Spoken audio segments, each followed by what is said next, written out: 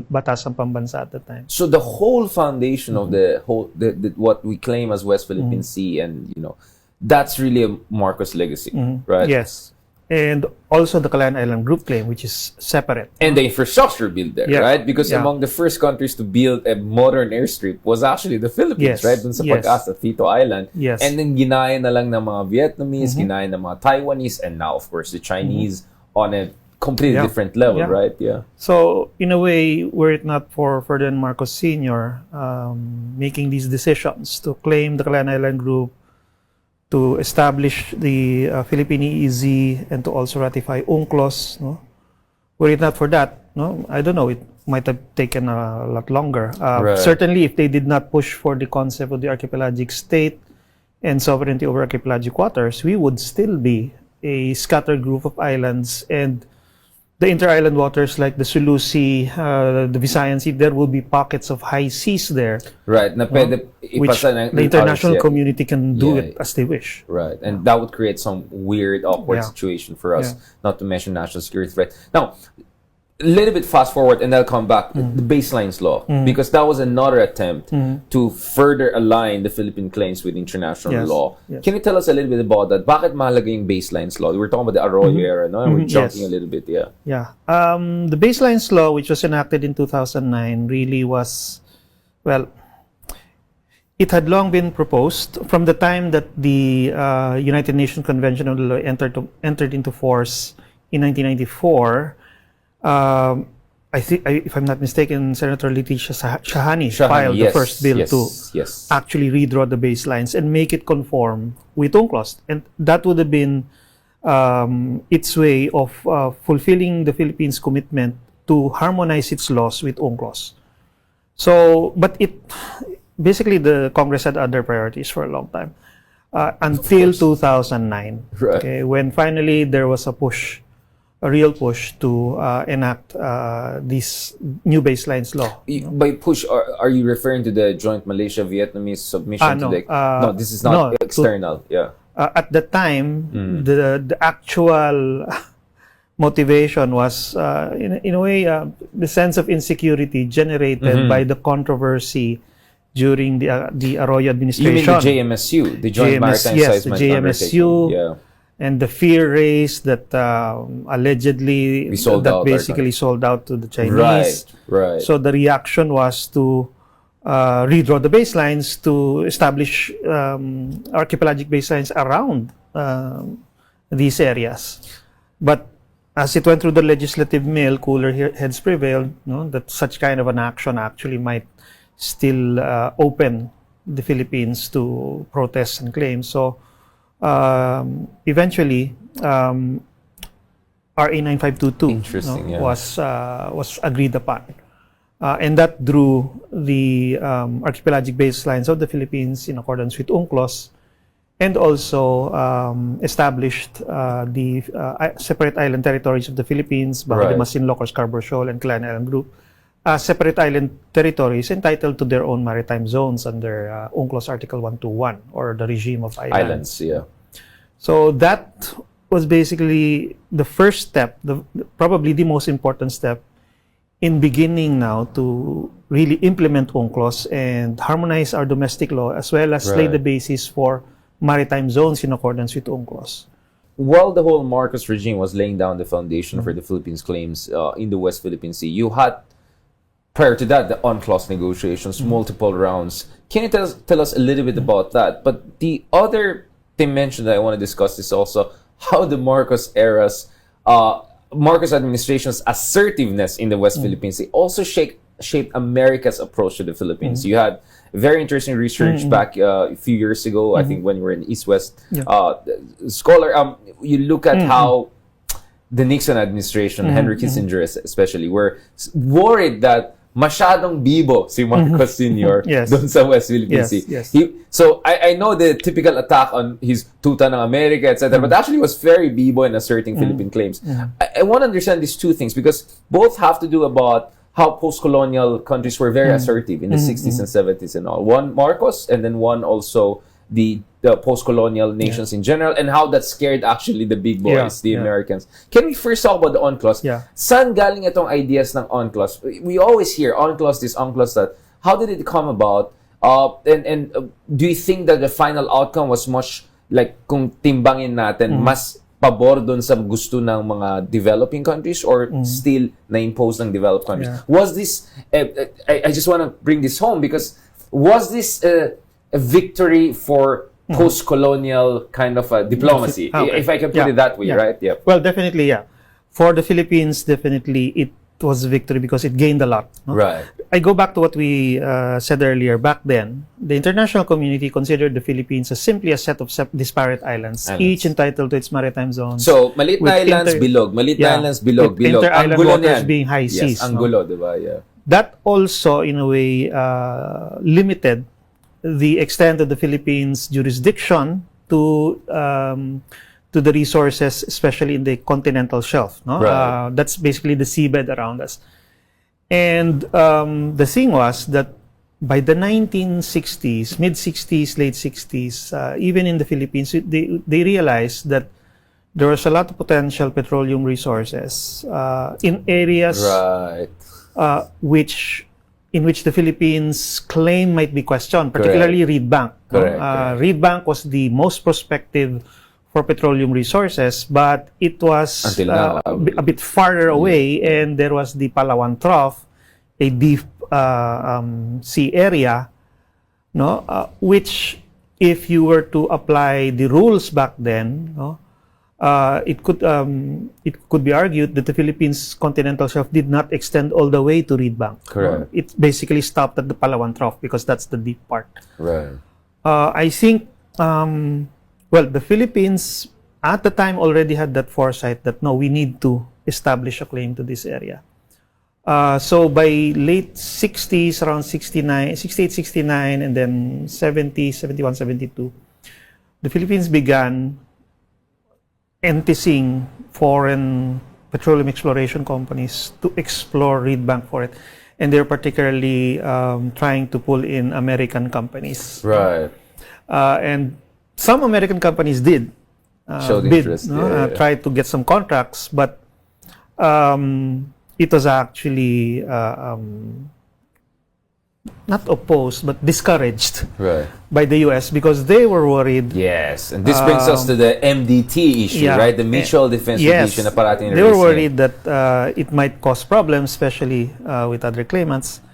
And also the legal aspect of it, that there were doubts as to whether the Philippines could actually claim that area of the Reed Bank. Tapos na ba yung Unclos by this time? Negotiations? Hindi pa, diba? Exactly. Yeah. At that time, it was still the Geneva 58 Geneva Convention on the Continental Shelf, which was basically first the round, prevailing, kind of first wave, prevailing treaty law. But the Philippines did not sign on to it. So we were actually still depending on the Continental Shelf Doctrine from 1945, which would have limited the Continental Shelf to only waters as deep as 200 meters. Right. So that was clearly a problem, but the Philippines was trying to get around it. So that's why during the negotiations for Unclos, there was that chance now to push our jurisdiction outward. And I think that's one reason why we participated very, very diligently in all of the sessions. And we really pushed our archipelagic doctrine, the need to unify the archipelago. Right. We pushed the concept of archipelagic waters. Right. As well as basically considering the entire archipelago as the basis for measuring all of these maritime zones instead of individual islands. Right. So during the negotiations, nearly 10 years of negotiations, we, together with Indonesia and 3 other large archipelagic states, formed the so-called Archipelago Group, which really pushed for this concept. It was totally new. It was innovative. It was also a bit expansive because, especially if you consider Indonesia, that's a huge archipelago with even larger bodies of water in between them. There was resistance from the maritime powers to this because their ability to pass through these inter-island waters within Southeast Asia would be threatened. But we persisted, and so we got basically concessions, no? And they When you recognized. say we persist, was there coordination between Yes. Philippines and Indonesia? Yes, in like fact- solidarity among our scholars, Yes, ambassadors, and all. in fact, one of the first things we did, Interesting. and I have a copy of the document This is that very important, was yeah. provided by Soljan Mendoza. We convened the meeting of the 5 biggest archipelagos in the world, okay, here in Manila. And the story that is told is that Interesting. they got the delegates all together, put them on one of the survey vessels of NAMRIA. Well, no, at the time it who are was the these, Bureau like of Coast UK, and Genetic US, Survey. Japan? No, this was Philippines, Indonesia, Oh, you mean here? Fiji, Yeah, I thought the big boys. Bahamas. Yeah, the 5 archipelagic states. right. No? Got them together, and they agreed on the fundamental archipelagic principles that they call them. No? The Interesting. basic positions that they wanted to push, such as recognition of the archipelago as a unity of land and water, and the concept of archipelagic state, sovereignty over archipelagic waters, and the idea that foreign vessel passage through the archipelago should be only through designated sea lanes. Correct. There were 3 main points in that very short document that's signed by all the What's delegates. the date again? This is 19... This would have been, if I'm not mistaken, 75. 75. Yeah, because Okay, so Unclos started 73. 3-4 years into martial law. Yeah. Yeah. And the funny story was that they got all the delegates together, put them on this boat, sailed to the middle of Manila Bay to hammer out this document, and they were told supposedly they were told that they're not going to go back to shore I was saying, like, until we I finish think this. there's like a mafia thing. Once you get in, Yeah. you cannot unless you sign the document. Yeah, it was quite funny. So, But so after all, I mean, it was. But in all seriousness, it really was groundbreaking because of those fundamental positions, and then they pushed that. No? So very interesting. Mhm. So the one entire part of Unclos, Part 4 on archipelagic states, is totally new to international law at the time because of the efforts of these 5 principal archipelagic states, and they were led basically by the Philippines and Indonesia. Nonetheless, that attitude of the Philippines of trying to get the Americans to take a position, to make a commitment, basically to protect our troops in these areas. to shotgun marriage them into that aspect. Yeah. Basically, we persisted. So if it didn't work, then they tried other ways. Yeah. So again, during the Marcos administration, what they found was that they had levers, and the lever was basically the bases, Subic Clark. Yeah. Subic and Clark. So this is the classic tail wagging the dog kind of situation. Sort of, right? yeah. Because throughout the late 60s, early 70s, the Philippines kept trying to get the U.S. to reduce the time period of the basis agreement and also extract more and more concessions each time. No? So after 75, from 75 to 79, they basically decided that, okay, let's use the basis as leverage to get that commitment to Right. protect the Philippine positions in the Calayan Island Group. And to a certain extent, they succeeded. No? And again, the records of the U.S. Show that, no? That eventually they decided to offer to the Philippines a Right. little bit more clarification Correct. of the coverage of the MDT to provide some comfort to the Philippines. No? And so that's why in 79, then Secretary of State Cyrus Vance issued a letter telling the Philippines that basically, okay, even if the U.S. could not take sides as to who had sovereignty sovereign over claims, the Calayan yeah. Island, over the Calayan Island Group, even though they could not take a position on that, they made it clear that any attack on Philippine forces, public vessels, and aircraft anywhere in the Pacific area, no, triggers the MDT obligation. So for the Philippines, for Romulo and Marcos at the time, they That was took enough. that now as sufficient assurance that, anywhere our troops are, including in those areas, they would be covered by the MDT. Okay, so they were satisfied with that. Unfortunately, years later, decades later, the same kinds of questions are raised about. Yeah, because under coverage. Clinton, we saw the Americans very non-committal dun sa panganiban mischief reef. Yeah. And under Biden, we clearly saw, under Obama, we clearly saw on the Panatec Shoal, Scarborough Shoal. Nevertheless, in 2019, March, when Secretary Pompeo was here after the whole Hanoi Metropole, Trump, Kim visit, publicly, this is not kind of like Secretary Cyrus Vance sending something. No, publicly, Pompeo came out and said, not only Pacific, he said specifically, South China Sea, if yung mga ating tropa, yung ating mga aircraft, vests, counter-attack, automatically mag-apply ng Mutual Defense Treaty. And few months later, then U.S. Ambassador Sung Kim, in light of dun sa Reed Bank incident, sabi niya, baka potentially even gray zone, meaning militia ng China, kung matake sa mga aircrafts natin, troops natin, baka makover yan. How relevant is that? Because I notice because I think you know where I stand on this. For me, that was a big jump. And I believe once Biden adopted that, this is a new institutionalized approach by the U.S. policy establishment. I felt that's already an upgrade in a gray zone that was not certain. I call that unstrategic ambiguity, right? It was an ambiguity which is not strategic. It was creating a suboptimal outcome. We lost Mischief Reef, we lost Panatec Shoal, so something had to change.